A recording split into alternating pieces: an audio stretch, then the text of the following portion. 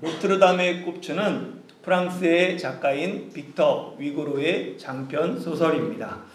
노트르담의 꼽추는 15세기 프랑스 왕국을 배경으로 노트르담 대성당의 종지기 꼽추 콰지모도와 아름다운 집시 여인 에스메랄다를 둘러싼 사랑과 비극을 그린 작품입니다. 이 콰지모도는 태어날 때부터 모습이 흉측해서 노트르담 대성당에 버려집니다. 그런 콰지모도를 노트르담 대성당의 주교 프롤로가 데려다가 키우며 종지기로 키우죠. 콰지모도는 세상에서 단 한 사람 주교 프롤로만을 믿고 따릅니다. 그러던 어느 날 주교 프롤로가 축제에서 춤을 추는 에스메랄다를 보고는 첫눈에 반해서 사랑에 빠집니다.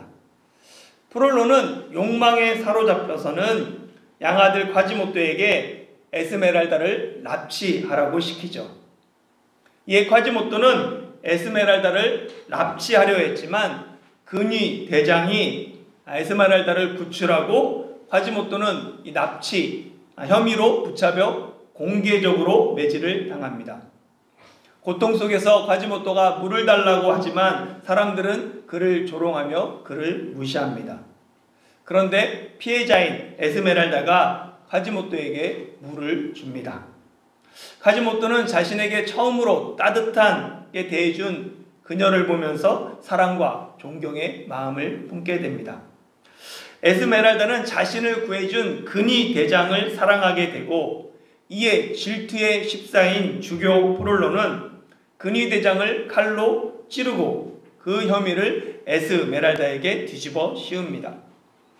재판에서 이 주교 프롤로는 자신의 권력을 이용해서 에스메랄다를 유죄로 몰아가고 에스메랄다는 마녀로 몰려 사형을 선고받습니다. 프롤로는 감옥에 갇혀있는 에스메랄다에게 자신의 사랑을 받아들이면 그녀를 살려주겠다라고 제안하지만 에스메랄다는 프롤로의 제안을 거부합니다. 이 콰지모도는 처형 직전에 에스메랄다를 납치해서는 노트르담 대성당으로 데려가요. 당시 노트르담 대성당은 성역으로서 성당 안에서는 세상 법이 영향력을 미치지 못했습니다. 그래서 범죄자, 정치적 난민, 노예, 마녀 사냥이나 종교적 탄압을 피해 도망친 사람들이 노트르담 대성당을 도피처로 삼았습니다. 콰지모도는 에스메랄다를 노트르담 대성당으로 데려가면서 성역이라고 외치며 보호를 요구합니다.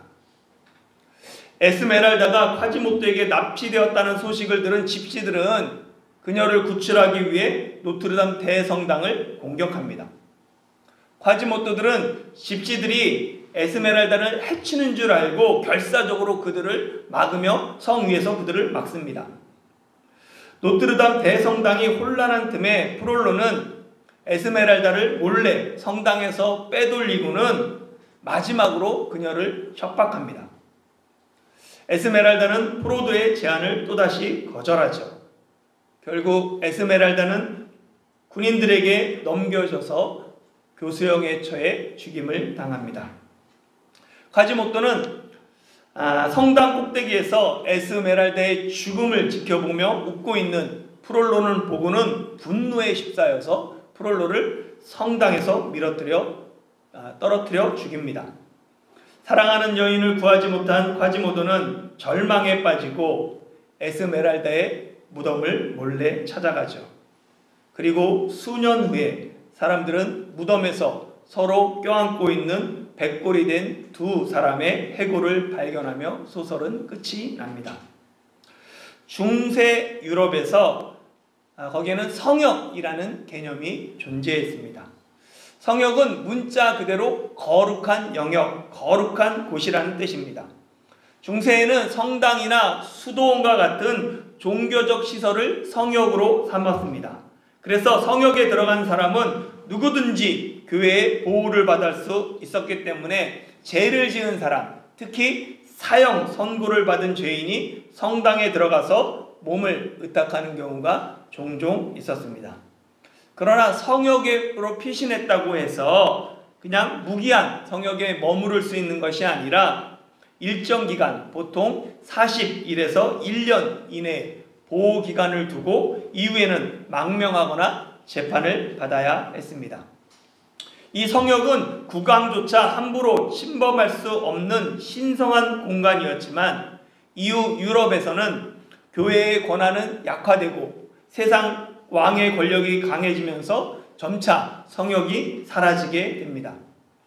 이 소설은 에스메랄다가 노트르담 대성당에서 성역권을 얻었지만 결국 보호받지 못하고 체포되는 모습을 통해 중세 성역권이 점차 세상 권력 앞에 무력해지는 15세기의 시대 상황을 상징적으로 보여줍니다. 중세 성역권의 배경이 된 것이 구약 성경의 도피성 제도입니다. 도피성은 실수로 사람을 죽인 사람을 보호하기 위한 피난처입니다. 우리가 이 도피성을 알기 전에, 공부하기 전에 먼저 알아야 될 게 동해보복법입니다. 출애굽기 21장 23절에서 25절 같이 읽어볼까요? 시작. 그러나 다른 해가 있으면 갑되 생명은 생명으로, 눈은 눈으로, 이는 이로, 손은 손으로, 발은 발로, 된 것은 된 것으로, 상하게 한 것은 상함으로, 때린 것은 때림으로 갚을지니라. 아멘.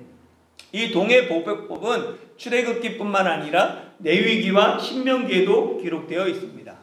지난주에 우리가 살펴본 것처럼 고대 바벨로니아 왕의 함무라비 법전에 역시 동해보복법이 기록되어 있습니다. 많은 사람이 동해보복법을 내가 당한 것만큼 동일하게 가하는 것, 그냥 보복의 원칙으로 생각하지만 성경이 말하는 동해보복법은 그 초점이 복수에 있는 것이 아니라 생명 보호에 있습니다. 인간의 원초적인 본능 중 하나가 복수심이에요. 지렁이도 밟으면 꿈틀대죠. 인간은 누구나 자신이 불이익을 당하거나 공격당한다고 생각하면 본능적으로 복수를 생각합니다.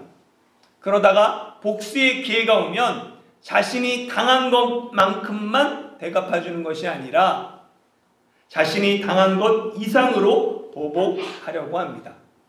인간의 본능인 보복과 복수의 악순환을 끊기 위한 법이 동해보복법입니다. 동해보복법은 생명을 경시하는 시대 풍조를 막는 법으로 10계명 중 6번째 살인하지 말라에 관한 시행세칙 중 하나입니다. 출애굽기 21장 12절부터 마지막 36절까지는 살인하지 말라에 관한 시행세칙들이에요. 그 중에서 보면 12절부터 17절에는 반드시 죽여야 하는, 즉 사형에 해당하는 4가지 유형의 사람이 등장합니다. 사람을 쳐 죽인 자, 부모를 치는 자, 사람을 납치한 자, 부모를 저주하는 자는 모두 반드시 죽여야 합니다. 그러니까 사형에 해당하는 죄가 4가지예요. 살인죄, 그리고 부모를 구타한 죄, 다른 사람을 납치한 죄, 유괴죄, 그리고 부모를 저주한 죄 4가지입니다. 이 4가지 제목은 모두 공동체의 질서를 심각하게 파괴하는 행위입니다.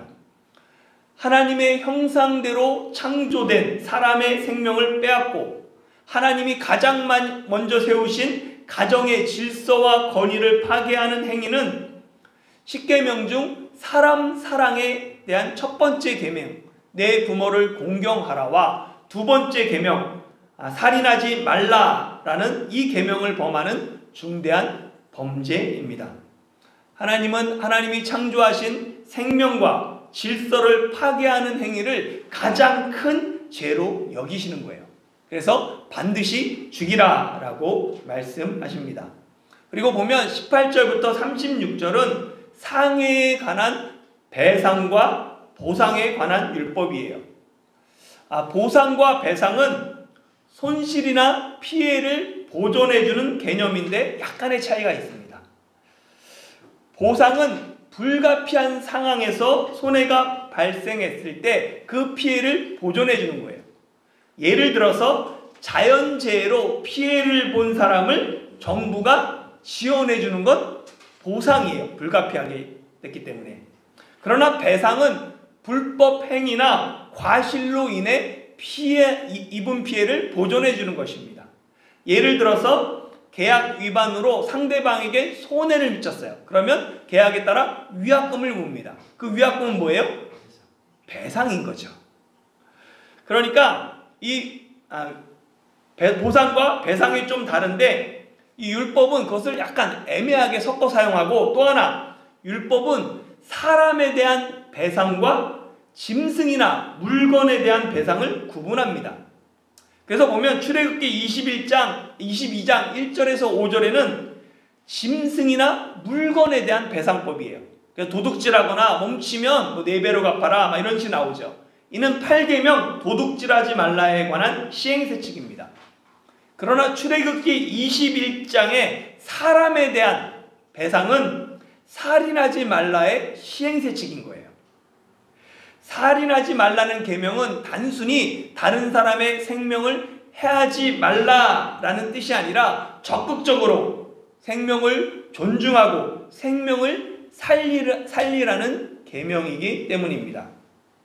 출애굽기 21장에 생명 존중에 관한 시행세칙 중에 동해보복법이 등장합니다.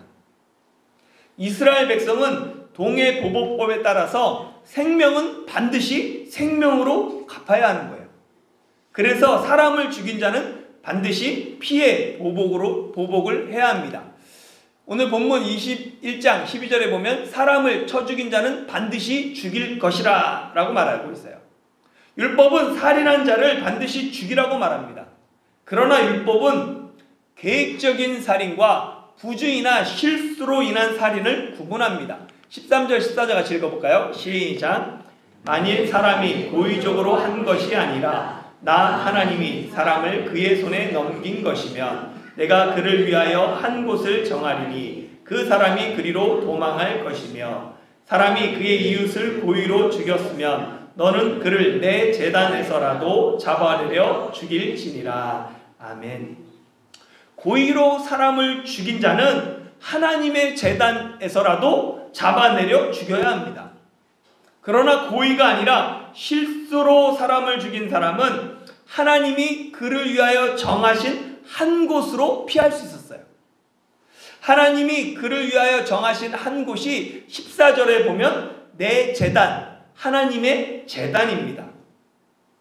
하나님은 고의가 아닌 부지 중에 알지 못하고 살인을 저지른 사람을 위해 도피처로서 출애굽기에서 하나님의 제단, 즉 성소를 지정하셨어요. 그러나 이후 하나님은 모세에게 이스라엘 자손이 가나안 땅에 들어가서 정착하거든 6곳에 도피성을 두라고 명령하십니다. 민수기 35장 9절에서 11절 같이 읽어볼게요. 시작. 여호와께서 또 모세에게 말씀하여 이르시되 이스라엘 자손에게 말하여 그들에게 이르라. 너희가 요단강을 건너 가나안 땅에 들어가거든 너희를 위하여 성읍을 도피성으로 정하여 부지 중에 살인한 자가 그리로 피하게 하라. 아멘. 하나님이 부지 중에 살인한 자를 위하여 처음 정하신 곳은 하나님의 제단이 있는 성소입니다. 그러나 이후 이스라엘 자손이 가나안 땅에 들어가면서 부지 중에 살인한 자는 피난처가 성소에서 도피성이 됩니다. 우리는 지난 시간에 율법 속의 그리스도라는 제목으로 종이 어떻게 자유인이 될 수 있는지를 살펴보았습니다. 종이 자유인이 되는 방법은 둘 중 하나예요. 다른 사람이 종의 몸값을 대신 물어주는 고엘 제도, 이거나 아니면 종이 6년을 일하고 7째 해에 자유인이 되는 안식년 제도입니다. 이 고엘 제도는 예수님이 우리 죄를 대속하시고 우리를 구원하실 것에 대한, 고엘이 되실 것에 대한 예표입니다. 그리고 주인과 처자를 사랑해서 스스로 종이 되기를, 7년이 됐음에도 종이 되기를 포기하고 귀를 뚫은 종은 예수님이 우리를 사랑하셔서 스스로 사람으로 종의 형체를 입고 이 땅에 오셔서 십자가에서 몸이 찢기기까지 죽기까지 복종하신 예수님의 예표라고 말씀드렸어요. 그러니까 고엘 제도나 종에 관한 법은 우리를 예수 그리스도께로 인도하는 초등교사입니다. 바울은 갈라디아서 3장 24절에서 율법이 우리를 그리스도께로 인도하는 초등교사가 된다라고 말합니다.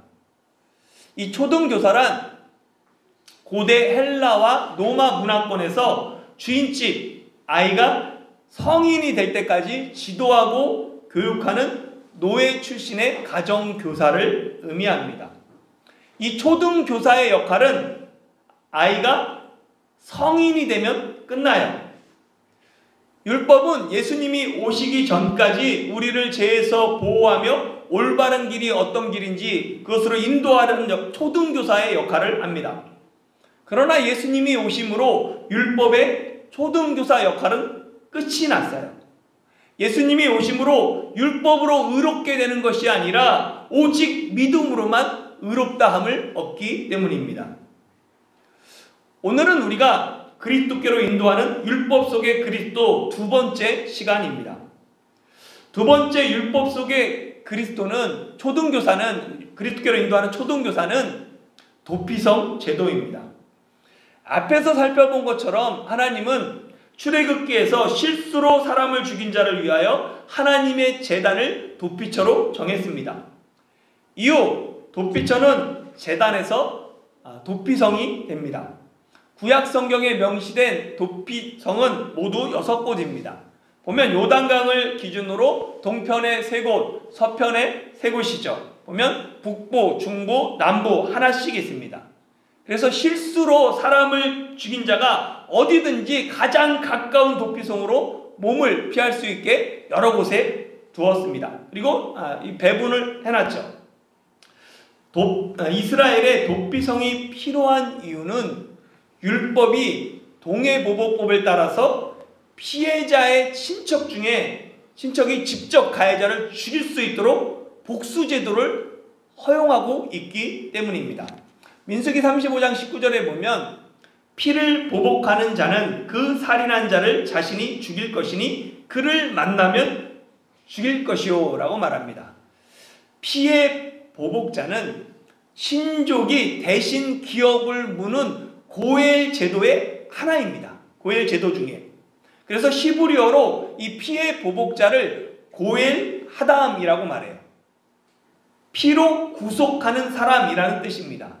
이 고엘 하담의 목적은 복수를 권장하고 보복의 악순환을 조장하기 위함이 아니라 살인을 사전에 방지하고 사회 정의를 실현하기 위함입니다.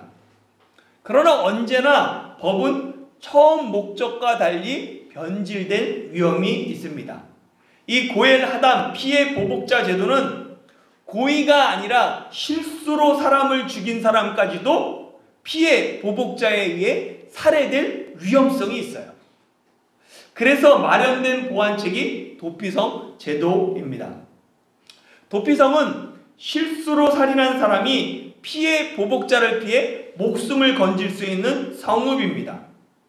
율법의 도피성 제도가 구체화된 것은 여호수아 때 가서야 구체화됩니다. 여호수아 20장 4절에서 16절에 보면 이 성읍들 중에 하나에 도피하는 자는 그 성읍에 들어가는 문 어귀에 서서 그 성읍의 장로들의 귀에 자기의 사건을 말할 것이요 그들은 그를 성읍에 받아들여 한 곳에 두어 자기들 중에 거주하게 하고 피해 보복자가 그의 뒤를 따라온다 할지라도 그들은 그 살인자를 그의 손에 내어주지 말지니 이는 본래 미워함이 없이 부지중에 그의 이웃을 죽였습니다.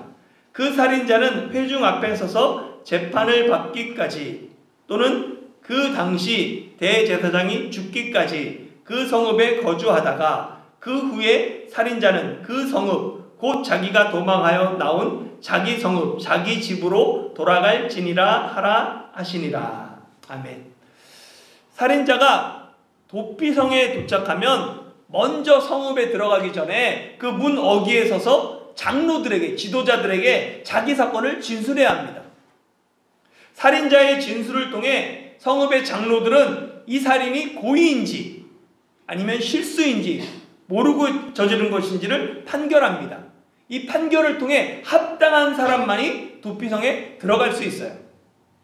이 도피성에 들어간 이 살인자는 도피성 밖으로 나갈 수 없는데, 이 살인자가 자유를 얻고 자기 성읍, 자기 집으로 돌아가기 위해서는 두 가지 조건이 모두 충족되어야 합니다. 한글 성경은 이 두 가지 중 하나만 충족되면 집으로 돌아갈 수 있는 것처럼 번역했어요. 그러나 이 두 가지가 모두 다 이루어져야 되는 거죠. 첫 번째 조건은 뭐냐면, 회중 앞에서 공개 재판을 통해 고의 살인이 아니다, 부지 중에 일어난 살인이다 라는 것을 공식적으로 인정받아야 합니다. 살인자가 도피성에 들어갈 때 장로들의 판결을 받지만 이후 회중 앞에서 공식 재판을 받아야 하는 거예요. 그리고 두 번째 조건은 당시 대제사장의 죽음입니다. 대제사장의 죽음은 공소시효의 나라고 하는 사람들도 있지만, 어떻게 보면 일종의 속죄 역할을 하는 거예요. 그래서 도피성으로 피한 사람은 대제사장의 죽음, 그 속죄를 통해 도피성에서 해방될 수 있습니다. 이와 같은 제도를 둔 이유는 비록 고의가 아닐지라도 사람을 죽인, 피를 흘린 사람이 도피성 안에서 근신하며 그 좁은 데 안에서 평생 살아가도록, 자기 죄에 대해서, 피 흘림에 대해서 근신하도록 하기 위함이고, 또한 비록 살인이 법적으로는 무죄지만 살인자가 아무렇지도 않게 막 활보함으로 피해자 가족에게 이 복수심을 자극할 수 있기 때문에 대제사장이 죽기까지 도피성에서 나오지 못하게 한 것입니다. 그런데 만약 대제사장이 죽기 전에, 자기가 재판받고 살인했을 때, 그 당시 대제사장이 죽기 전에 그 사람이 그냥 도피성을 벗어나면 피해 보복자에게 보복을 당해도 아무런 보호를 받지 못했습니다. 이 도피성은 예수님의 구원사역과 깊은 연관이 있습니다. 부지 중에 실수로 살인한 자에게 도피성이 피난처가 되는 것처럼 예수님은 모든 죄인의 피난처가 되십니다. 살인자가 피해 보복자를 피하는 유일한 방법이 도피성에 들어가는 것처럼 오직 예수님만이 죄의 싹신 사망을 피하는 유일한 길입니다. 이 도피성의 문은 24시간 365일 항상 열려 있으며 도피성으로 가는 길과 표시판은 언제나 잘 정비되어 있습니다. 이와 마찬가지로 예수님은 모든 사람에게 구원의 문과 구원의 길을 열어두셨습니다. 도피성이 이스라엘 자손만을 위한 것이 아니라 타국인이나 이스라엘 중에 거류하는 나그네, 그 모든 사람들에게 열려있는 것처럼 예수님의 구원은 유대인뿐만 아니라 이방인과 세상 모든 사람들에게 열려 있습니다. 그러나 죄인이 도피성에 직접 들어가야만 보호받는 것처럼 각 사람이 예수님께 나가 믿음으로 나가야만 구원을 받습니다. 다시 한번 출애굽기 21장 13절 말씀 한번 읽어볼까요? 시작. 만일 사람이 고의적으로 한 것이 아니라 나 하나님이 그 사람을 그의 손에 넘긴 것이면 내가 그를 위하여 한 곳을 정하리니 그 사람이 그리로 도망할 것이며. 아멘. 고의로 살인한 자는 반드시 죽여요. 그러나 하나님이 사람을 그 사람의 손에 넘긴 것이면 하나님이 그를 위하여 피할 길을 준비해 주십니다. 하나님이 살인자의 손에 넘겨준 대표적인 사람이 예수님입니다. 그 예수 그리스도의 십자가, 예수님을 죽인 사람들, 십자가에 매단 사람들, 그 사람들은 예수님을 고의로 살인한 자들입니까? 아니면 부지중에 살인한 자들입니까? 예수님은 십자가에서 이렇게 기도하셨어요. 아버지, 저들을 사하여 주옵소서. 자기들이 하는 것을 알지 못함이니이다 라고 말합니다. 그러니까 예수님을 죽인 사람들은 자기가 하는 것을 알지 못하는, 즉 부지 중에 살인한 자들이다라고 예수님 말씀하세요. 부지 중에 살인한 자들이 살 수 있는 방법은 한 가지입니다. 하나님이 정하신 한 곳으로 도망가면 돼요.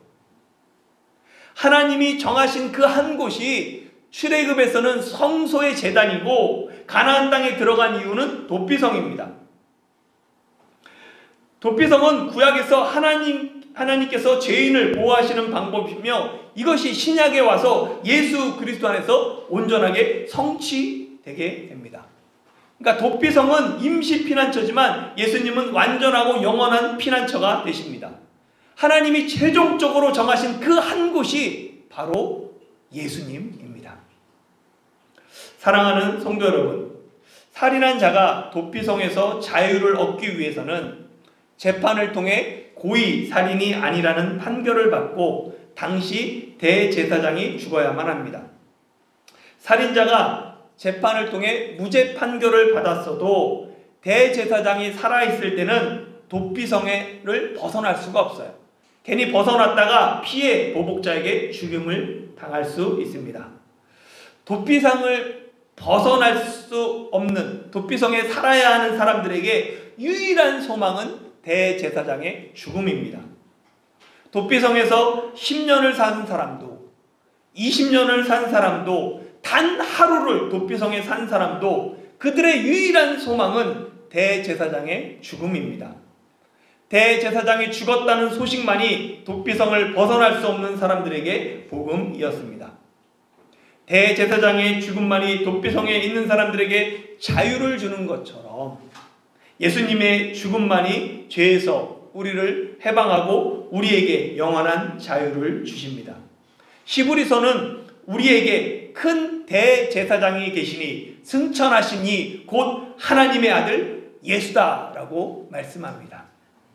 대제사장이신 예수님이 염소와 송아지의 피로 아니하고 자기 피로 영원한 속죄를 이루셔서 단번에 성소에 들어가셨습니다. 도피성과 대제사장의 죽음은 우리를 예수 그리스도께로 인도하는 초등교사입니다. 예수님만이 죄인들의 참된 도피성이며 대제사장 되신 예수님의 죽음을 통해 우리는 참된 자유를 얻게 되었습니다. 율법 속의 그리스도를 통해 복음의 정수를 깨닫고 오직 예수님을 믿음으로 영원한 자유와 구원을 누리는 저와 여러분이 되시길 예수님의 이름으로 축원합니다.